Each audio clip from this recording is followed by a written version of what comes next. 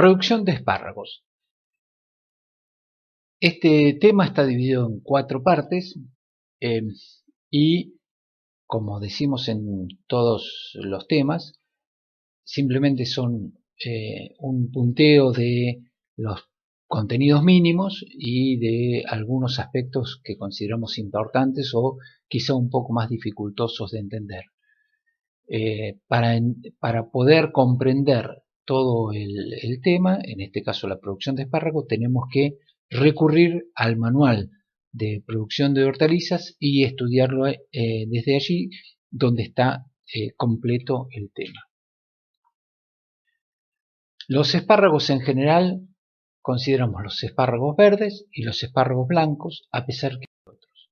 El espárrago es Asparagus officinalis, es de la familia de las liliáceas, tiene la particularidad de tener tallos anuales y una raíz y un rizoma perenne que en una plantación comercial no debería durar menos de 12 a 15 años.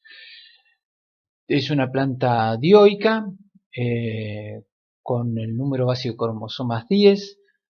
Existen plantas femeninas, plantas masculinas y plantas andromonoicas. ¿Qué tipos de espárragos son los más utilizados comercialmente? El espárrago blanco, donde hay cultivares que se adaptan mejor a este tipo de producción, como los Washington, Mary, Martha Washington, el gigante blanco y el temprano de Argentuil, y los verdes, donde en general fueron desarrollados por la Universidad de California, los más importantes, y donde tenemos líneas de esas universidades como el UC72, el UC157. También, como vemos en este caso, hay espárragos violetas que en la Argentina no son muy conocidos, pero en Europa son muy utilizados. La importancia del espárrago es que el tallo tiene que ser lo suficientemente blando y agradable como para su consumo fresco. Los tallos se clasifican de acuerdo a los diferentes tamaños y los tallos más gruesos tienen más valor de mercado que los tallos más finos. ¿Qué mercado tiene el espárrago? Tenemos por un lado el mercado interno con 3 grandes rubros. El fresco, que es el más importante de todos, donde se vende básicamente el espárrago verde o el espárrago blanco. En la actualidad hay más espárrago verde en el mercado que espárrago blanco. Hace unos años atrás no era así y el espárrago blanco tenía mucho más aceptación por parte del consumidor y era mucho más buscado por los chefs, por los servicios gourmet.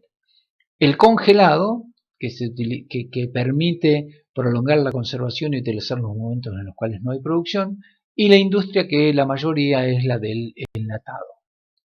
Ahora, para el mercado externo, generalmente se envía como fresco, y hay 2 grandes mercados: el mercado de Europa, donde principalmente requiere el espárrago blanco, y también el verde, pero únicamente para mercados tipo el Reino Unido. Mientras que si exportamos a Norteamérica, Estados Unidos y Canadá, el espárrago requerido es el verde. Veamos cuáles son los países y en qué momento producen. Veamos que en Norteamérica se produce prácticamente desde enero hasta octubre. En México una cosa similar, pero cuando vamos a Sudamérica, Argentina produce básicamente de agosto a diciembre. Nuestro principal competidor es Chile, y el competidor más importante es Perú, que dadas las condiciones de producción que ellos tienen y los lugares donde se está cultivando el espárrago, tienen espárrago año redondo.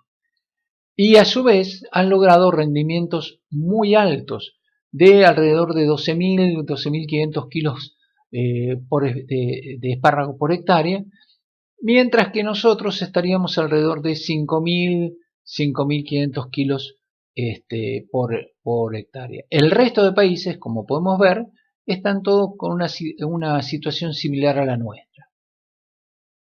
¿Cuáles son las características del espárrago? La época de producción en nuestro país va desde agosto hasta diciembre, con el grueso desde octubre a diciembre. Si queremos exportar o si tenemos condiciones que facilitan el ingreso a nuestro mercado de otros países, nuestros competidores son, como decíamos antes, Perú, el principal, Chile, que es muy importante la producción, pero también Sudáfrica y Nueva Zelanda, que tienen una producción importante. ¿Qué características tiene la planta que nosotros tenemos que tener en cuenta? Tiene un rizoma fibroso y ese rizoma fibroso junto con las raíces se llama araña, corona, garra, champa, grifa, de acuerdo al lugar. Dos tipos de raíces, las raíces principales que son suculentas y las raíces secundarias que son fibrosas. El tallo se lo llama turión y es el órgano de consumo y tenemos flores, como decíamos antes, femeninas, masculinas y heterocigotas. El fruto es una baya, es un tomatito y aquí tenemos el esquema de una planta. La parte más importante es el rizoma con las raíces. Tiene semilla, pero en general no utilizamos las semillas salvo para mejoramiento. Y la planta en sí parece un helecho cuando está criando. La raíz y el rizoma es perenne y allí se encuentran las sustancias de reserva, por lo tanto es muy importante cuidar la parte radicular. Los turiones son anuales.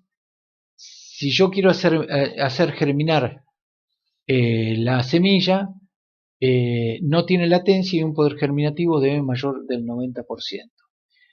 Y la plántula tiene una radícula que es la encargada de tomar el agua y los nutrientes. Se forma un prerrizoma y se formó un tallo y luego dos. El desarrollo vegetativo, el rizoma se desarrolla en forma axial, o sea, hacia los costados, y en forma horizontal. Por eso se dice que la planta se levanta. En realidad lo que se hace es más grande el rizoma y por lo tanto hay que tenerlo cubierto siempre. La inducción de las yemas está dada por el follaje, por los fitocromos, y tiene dominancia apical, es decir, el primer tallo que nace es el predominante. Cuando elimino ese tallo, permito a los tallos secundarios crecer. Las raíces son suculentas de reserva, fibrosas, las raíces fibrosas son de absorción y tienen la particularidad de estar asociado con micorrizas, lo que facilita la absorción de nutrientes. Ahí vemos otro esquema con una planta con el turión a la izquierda, con el turión listo para ser cosechado, en este caso, con la serie de escamas que presentan, cómo es la flor y básicamente el fruto.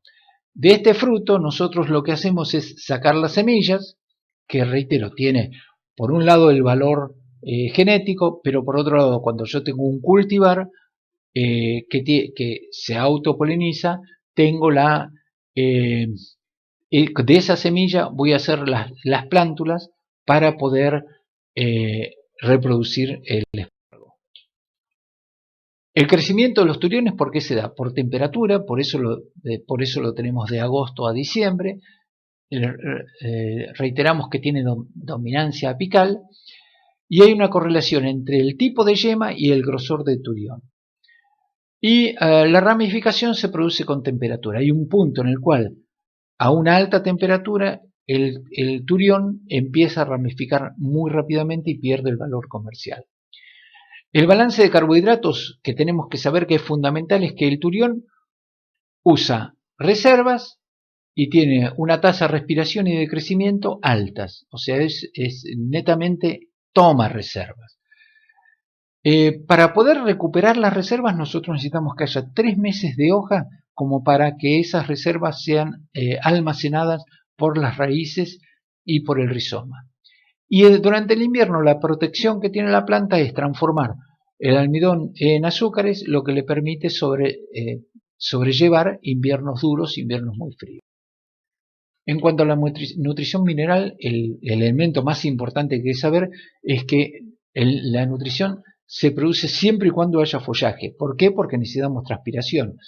Si hay transpiración, hay flujo de savia que permite llevar el agua y los nutrientes a las hojas y producir los fotosintatos. Si yo quiero fertilizar en invierno, no va a haber, no tiene ningún tipo de resultado. Al inicio necesita una gran cantidad de fósforo y potasio. La máxima producción se da entre los 5 y los 12 años de vida del espárrago, y luego tiene menores requerimientos. Requiere nitrógeno, fósforo y potasio, pero también magnesio, calcio, boro y cloro. Aquí vemos el esquema de nutrición. El esquema de nutrición tenemos en la parte superior la raíz únicamente, que es agosto-septiembre, empieza a crecer los tallos y cosecho hasta diciembre. En diciembre dejo foliar, dejo que haya hojas, y cuando llega abril, mayo, por el frío, la parte aérea se seca.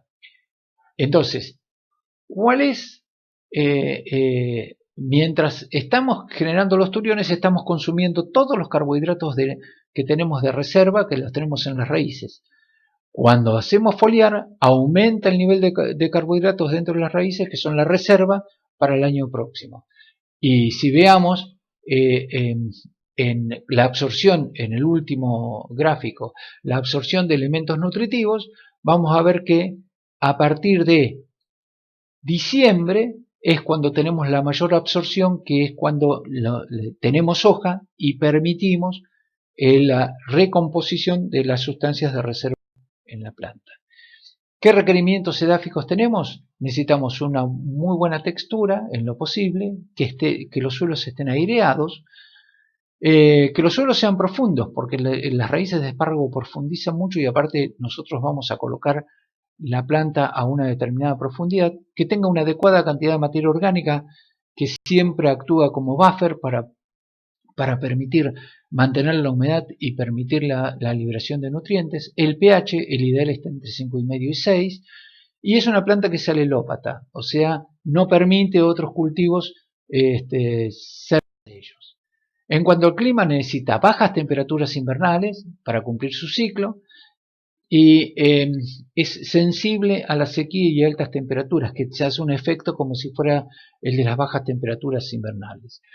Para que haya una inducción a la brotación tenemos que tener temperaturas superiores a los 4 grados y medio, la mínima está alrededor de los 10 grados, la óptima en los 24 grados y la máxima a los 31 grados. Por eso ahí es cuando tenemos brotación y rápidamente se transforman dejamos de tener el turión en el tallo que nos interesa y tenemos hojas. Entonces, hasta aquí la primera parte de producción de espárragos.